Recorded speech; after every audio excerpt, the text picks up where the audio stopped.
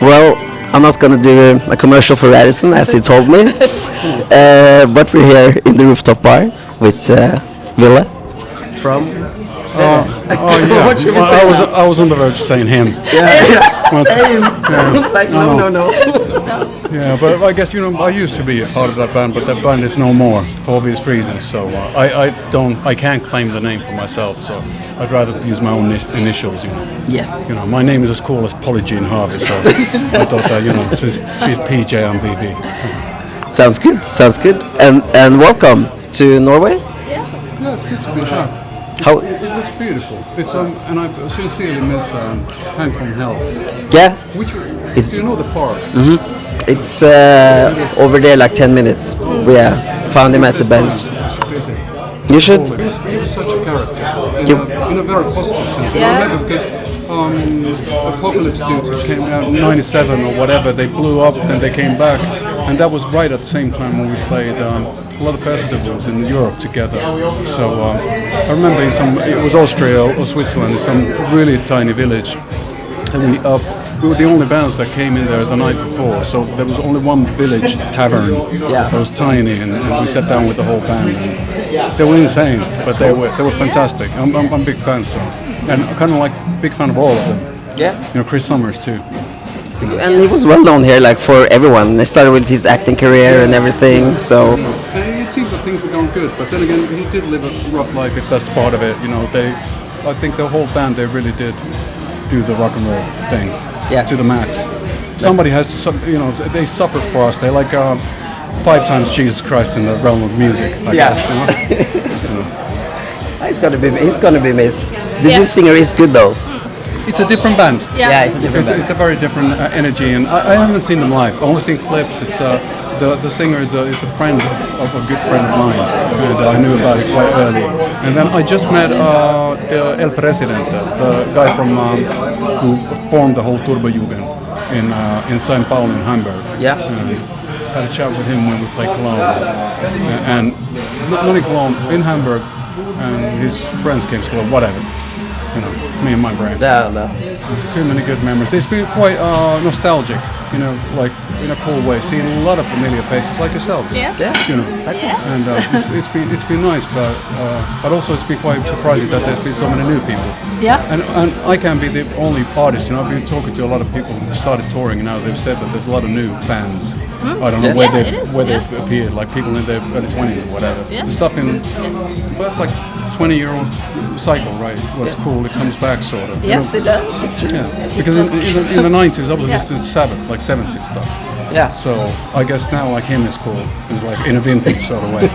So I'm not. But I think that's the cool thing with, as you said, TikTok, Yeah. for example. Like they sample different songs. Do you know about it? You don't have TikTok, no. That's. I know about it. I don't know how it works or what the idea is. Yeah. But Brings a lot of the old songs back. Yeah, Like recycling them, so they get the well, that's a good new thing. life. Like I said, Yes. Yeah. It's good for the Chinese audiences too. Yes, that is very true. Well, we had a great time. We played with Beijing and Shanghai once, and it was good fun. So We were there. yeah. Well, were you there for both gigs? Because the first time it was fucked up. Remember? Yeah, that's the time we were there. The fucked up So time. the first time we had there was the park that we got overcrowded, and they went to push people back, so they only gave us the time to play 6 songs. 4 or something. We negotiated, and then they told us what songs not to play. It was just by the titles, I guess. Johnny Death was one of them. Yeah. I remember we played Wicked Game, and then the second gig was that in Beijing? Beijing. Yeah. Where the sandstorms happened, the darude. Yes. I remember seeing the band, the artists before you guys were going on, and still have the picture. The whole stage kind of half collapsed. Yeah. So the roof flew off, and I remember because I was doing an interview with the Finnish national broadcasting agency. Yle. So I was like with them like this, and all of a sudden, like in a movie or whatever. We It was didn't know what so to do. crazy. that was insane. And we all flew 25 hours playing. Yeah, I know. Or here. That's what we were laughing about. Yeah. It's like, It's okay, like- we're Yeah, I went to China and all we got was 4 songs. Yeah. Hopefully it was a good song. Yeah, well, Had some good food and yeah. it's great. First time in China. So. Yeah, first time in China. Yeah. But take and talk. Yeah. I'm here, ready to go. Exactly. Well, do you remember last time you were here? You played with Metallica in No, not 2007. really. Do you remember No. anything from that, or is it a blur? I remember the one in Sweden. Were you there? No. No, I just went to the one here. The Swedish one was the one that we had our guitar tech, Martin Danny, Yeah. that hadn't switched his watch, so he was in the wrong time. So when our intro tape went on, and when all the instruments were supposed to be on the stage, Yeah. he was eating. That's the most I've never unprofessional seen thing that. ever. It was a big deal, and I remember that it was like like our intro, whatever the intro was. It played on. We walked on stage, and like the place was full, of course, and then we just like walked around and right back because we didn't have any instruments. It was the most embarrassing thing ever, and I got my first grey hair afterwards. Okay. The whole time Yeah. I wore like Yes. that. And that's what Happy Tom told me. He told me that it is true that you can get grey hair in one night. From stress. From stress or whatever. He said that he's a first-hand witness. But that was terrible. That's what I remember. It was the same we played in Moscow, and we did that one in was it Wembley? We did in Yeah, you England. did the Wembley one. Yeah. The only thing I remember is that we went on stage, and that's the only time we saw Metallica. And Lars was like, "Ah!" Or what did he say? It's funny, so like Danglish or Danglish. Yeah. However, you know, it was like, "You go and you fuck." He was like, What? all right, Lars. Without English. Yeah. So there was something was lost in translation, but I'm not sure what.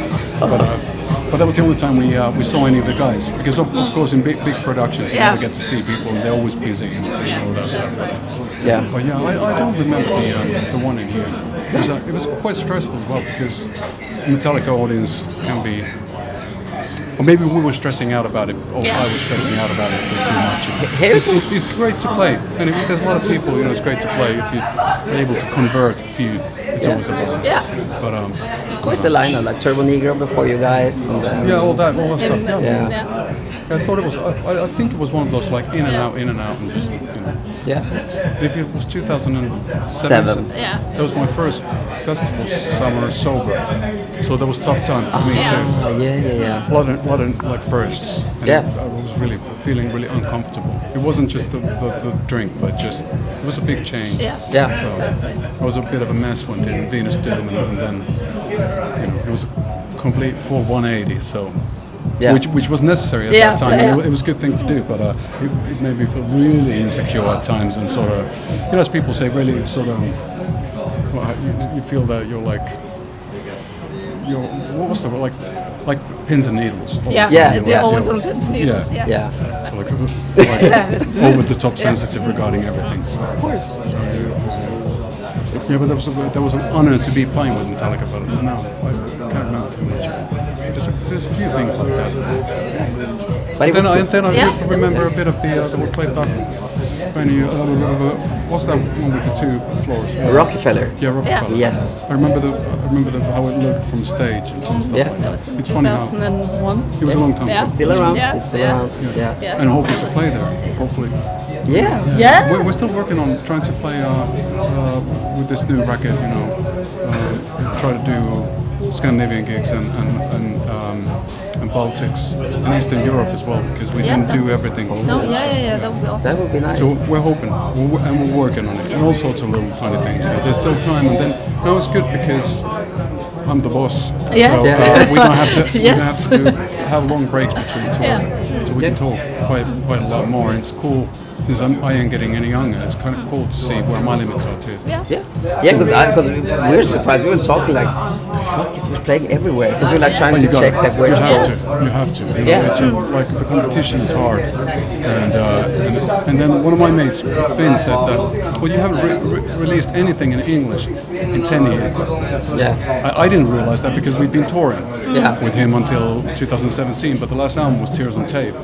It's a long time ago. It's a really long time. Yeah. Do you feel like you have kind of regained a new attitude towards touring and live performance? I'm liking it quite a bit now. Like all the reviews about you have been so good. Like right, you're yeah. smiling I haven't throughout the read show. any. Yeah, and you've done watched so any much. YouTube Yeah. stuff, I think. I say, like everyone mentions like that you smile a lot, like you seem really just happy. It's just a nervous tick.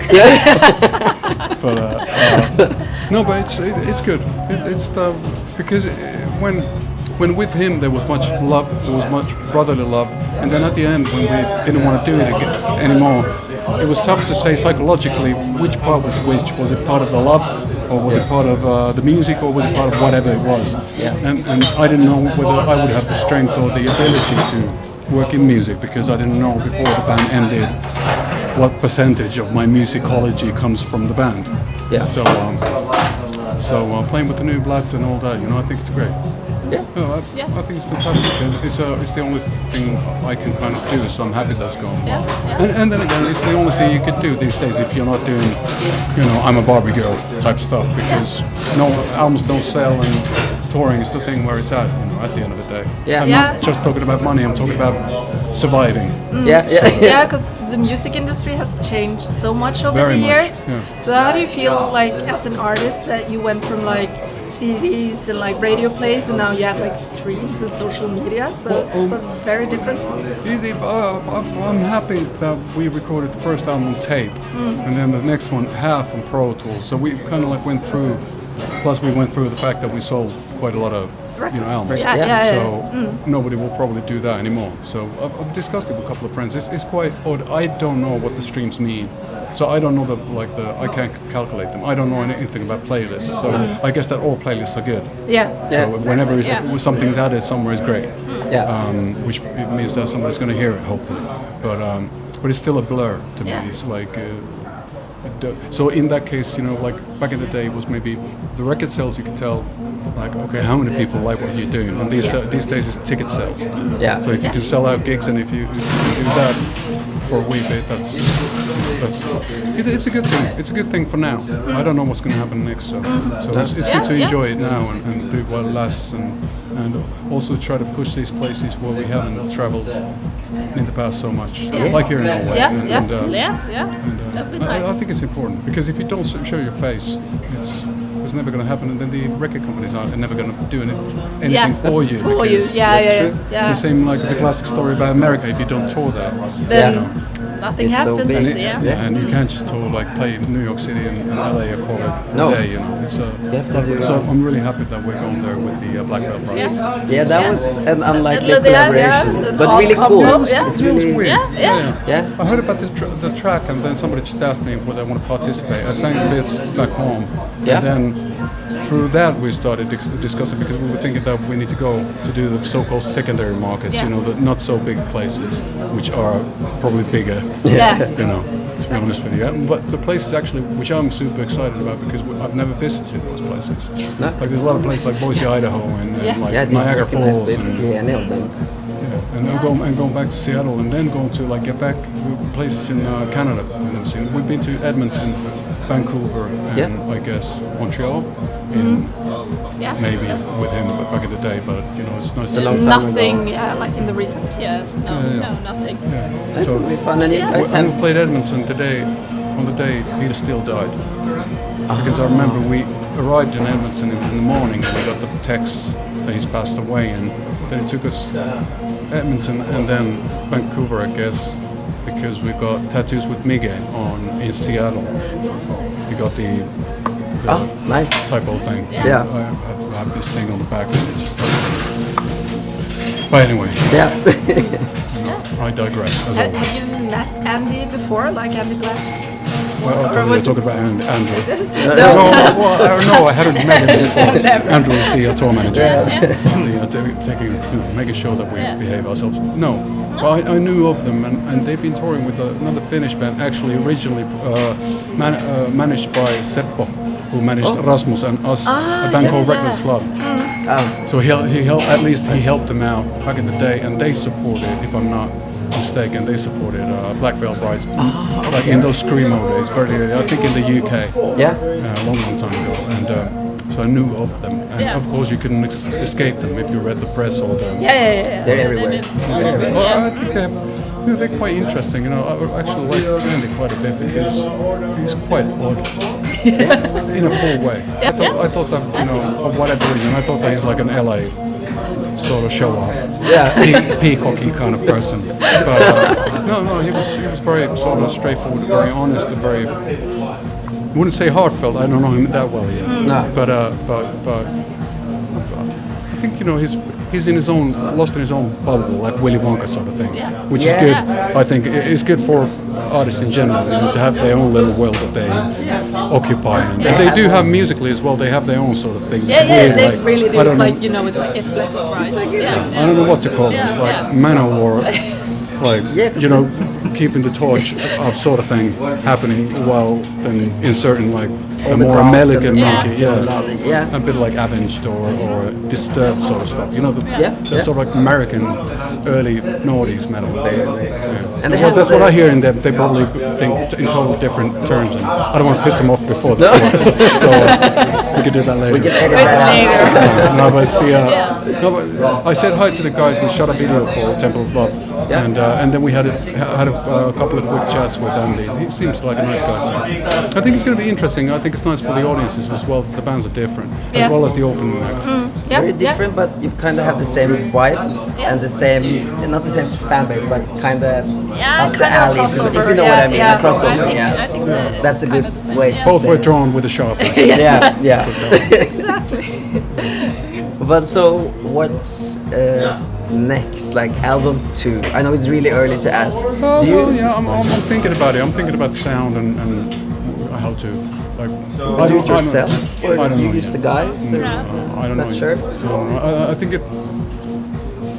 The guys are great. I haven't worked with them in the studio, so I don't know how they are in the studio. It's a different thing.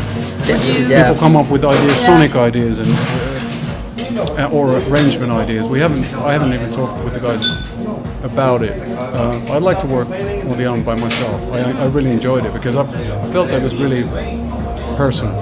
Which it is, because there's no filters, and then all the like shit sounds. They're my shit sounds. You know what I mean? There's like there's no producers or whomever to sort of blame. Exactly. So a few years later, it was where I was. And that's I think it's healthy, but it's also depending on sort of like what to do and where to go, and musically speaking, all that stuff. And so like my theme now has been that I came here to finish what him started. That's the sort of like in a sort of like tongue-in-cheek fashion, of course. But so this the first album was a continuation. It was me trying to find my legs. And then and maybe I could take more liberties with the next one. I don't know, because it would be boring to do exactly the same thing. As always. So it's a fine line. It's a new world. Still with the very playlists impressive when listening to it, and you're like, it's actually he made everything himself. The synth, the outros, the intros, all the different things. Yeah, all the instruments and stuff. I've been playing for quite a long time, and then when you work by yourself, you can take all the time you need in the world, and edit stuff down and figure it out. It's quite nice actually. Don't have to take care of anyone else's need or schedule. But it's there are the most important thing is what you lack in is camaraderie. And in some hymn albums we didn't have much of it, but Gas was, for example, one of the guys that always went back home straight after the drums were done. But I always enjoyed, I think, at Rockfield and when we did Razorblade Romance and more or less love metal. The problem always recording in Helsinki was the fact that people went home. So they always had their own things to do, like pay the bills and meet their parents or whatever. So in that case, like recording residential and having the whole band there for the entire session is always, it's great. Because, somebody might just crack jokes, but it's important for the chemistry of the whole operation. I can see that. So it's a different thing. But these days, a lot of bands as well, they do stuff separately. They record back home, they do their like guitar bits and pops, and they save a lot of money, especially because the records don't sell. So the budgets have gone down, like video budgets. These days, like 20 grand in euros is a lot of money. 400, 500,000 USD was a norm for a quality video back in the day. It was 20 times the amount, so Wow. so it changed really. But then what it does is that people have to make do. They have to come up with creative ideas that they don't need the money for. But I do miss the 80s. I never got to visit. Yeah. So Same. like I think we missed out though. so like over the top. you Yeah. know, messing about. But I do like the videos you released, especially Neo Noir and Love I Lady. it was great working with the director. Yeah. Kim, he's Kim Koponen is his name. He's I think he comes from a snowboarding and skating video sort of world, as they all do, I guess. Okay, and yeah. then done a lot of ads, but I like the fact that it's very surreal. It's very surreal. Yeah, and that's what I loved about it. That Yeah. It doesn't have to make sense. It's just something to lose yourself into for that wee bit. But It's like taking videos are always tough, you know. It's like the album thing. It's like it's like photographs. Yeah. You know, so it's like you could edit stuff down. You know, I don't like that how that looks. I like it, but then I'm not the editor. I'm not the director. And, thank God I'm not. But, How would that look like? no, but it's like it's always interesting. I think you have to be picky if it's important what you do. Yeah. Yeah, It's important. definitely, yeah. And also, you know, I have so much experience, not in the sense that it will make me good, but I know that even the people you really kind of fall in love with in record companies, like great A&R people, whatever, you're just one of their artists, and they will move companies. So they won't be your friends forever. You know, it's with producers. They're always like father figures in a lot of cases for bands. And record company people can be very similar. So it can be very sort of weird, and you can feel sort of jealous of other bands. Yeah. It feels that they're taking too much time. You know, I can imagine. yeah, because it's intense. It's the only thing you do. You're like. I'm not saying that it's like a petulant child sort of thing. Not completely, but some of it might be a bit. But yeah. Do you feel like you have any new influences on the new album, like with music or literature or art? I guess all the ones. Yeah. You know, and I guess talking about the filters early on, I didn't have to think about the rest of the guys in the band. Yeah. Linda, for example, he didn't care back in the day. He didn't care for new wave. Yeah. He didn't like goth music that much. He was a rock and roller and a metal guitar player, and he's fantastic. Yeah. He's one of the best guitar players I know of. Yeah. But since he wasn't involved, I was able to just do all the stuff I like. You know, more moody and messed up and not so well played. So That's the charm, isn't it? but then again, it is. That's also, you know, these days people tend to. I only realized it myself that people tend to do stuff too perfect. Now I started listening to a lot of older albums, and I think the charm really comes from the fact that they're quite messed up. And I'm not talking about. I was listening to Black Sabbath, surprisingly enough, on the airplane here, and it's like, That's still the same. Yeah. and it's so messed up in such a cool way. But yeah. I guess that was the influence, more or less. The influence has always been there. Yeah. But and it's these weird little things, like, because I had the time to work on, like, I like Satanalia quite a bit, because to me the chorus and the riff and stuff, it really feels like Sabbath meeting Depeche Mode. He has a bit of I love Martin O'Donnell. I love his work. I love all his songs, and I love Depeche Mode to death. A bit of Depeche Mode going on with that Sabbath stuff. It's like that's where I'd like to find myself. That's a great place to be. Yeah. And now I heard that they're great. Have they played Norway yet? No, they haven't. No.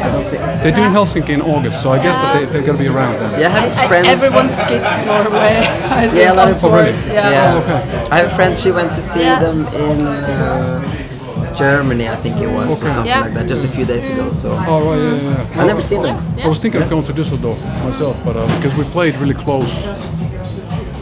We played Rock am Ring and Rock and Park, which would have been really close. And they still had tickets, but then I thought, I don't want to see them in Germany. I've seen them in Germany, and it'd be great to see Depeche Mode in Paris, Yeah. or London, or like Dublin, Yeah. or Glasgow. or America, because they were humongous in the States. And I heard that one of my friends wanted to see them in Chicago, and it was supposedly amazing. And one of my mates saw them in LA, because there was such a big. I think they were bigger in the States than they were in Europe. So. Have to go check them out to see if you can. No. I heard that they were really, really good. So it's weird. It's just some bands that's always been around that you never gotten to see. Yeah. I know. That's one of them. Yeah, before it's too late. That's why I'm seeing Madonna this fall in Sweden. Yeah, but I have to before it's too late. It is too late. I gotta tell It you already is too late. I was just like with a friend, like we just have to go. It can be good though. It can be entertaining. It can be wild. I saw her in Berlin when she did the Candy album, I think it was. That came out maybe 10 years ago, 12 years ago, maybe 2010, 2011, something like that. Yeah. And I thought that wasn't too good. She did a lot of different versions of like, was it like a prayer or something like that? She was singing on that sort of like neon cross, and like crucified, and the arrangement was quite weird. I think it was some sort of like techno-y. It was just, and she played a guitar on something. And You're like, no. No, but then again, most of those times it's not the fault of the artist. It's you're not in the right headspace when you go there. You know, that's because it's easy to say that shit. Yeah. Which it feels like at the time. But a lot of times, like a lot of films, a lot of artists, and a lot of albums, I realize that I like it later. It takes me a while. Yeah. So It's like, grown. Yeah. Yeah. For whatever reason, like Foo Fighters, I started liking just like a couple of years back or whatever. Yeah, they're good live. Yeah, they're good live. Yeah. Still haven't seen him. You know. I met Dave a couple of times. Yeah. But, He seems like a really down-to-earth guy. He's funny. You know, he's really funny, and he's kind of. But once again, I don't know. Said hi and shot the shit. Yeah. A wee bit, but that's about it. So. But yeah. And I thought that for music, it was great that they released a new album. Yeah. You know, because it's great. Has it been released yet after the drum? Yeah, okay. It was just released maybe 2 weeks ago. Okay, one more? Okay. You know what it is. Yeah, I can just talk. It was just released a couple of weeks ago. And I think that it's great that they sort of like put the sadness and the sorrow into the album. Yeah. You know, a lot of times it works on the other end. For the listener, you know, you go through your whatever pain you might be going through, and then the album is your soundtrack to it. But I think that this works both ways, so there's some beauty in it, and a couple of good songs too. Yeah, I haven't checked it out yet. Yeah, just a sad story. He's been through a lot. But life can be sad at times. Yeah. It's good to sort of like try to find a positive angle. Yeah. That they could have stopped, or they could have wallowed in misery and eaten Cheetos for the rest of their lives. Yeah. Thank God they didn't. Yeah, They like didn't. Maybe they still do a bit. Who knows? they must. Yeah. Cheetos are rock and roll at the end of the day. Okay, so the last question though. Yes. Thank you for taking the time, by the way. Oh, come on. So much. Thank you. It's an honor. Let's see if I remember it. It was fuck, what was it again? I don't remember it. Is there a question that you want to answer that you haven't been asked? There it was. Yeah. Oh, that thing. Yeah. That's always the hardest question, because no, not really. Yeah. Because I think the cool thing about this thing that I do is the fact that I get to meet people, and all people see what I do and life in general from different perspectives, and which gives me an opportunity to maybe see the world through their eyes for 5 minutes or 10 minutes or 50 minutes or whatever. Yeah. And that's how you grow. Yeah. Yeah. I think it's better, better like that, to be surprised and not to know what's happening, as opposed to sort of like deciding for yourself, you know, what you would like to answer. I like the That's a good answer. one. Yeah. Thank you. Thank you so much. We're done? Yes. We're done? Yes. We're done.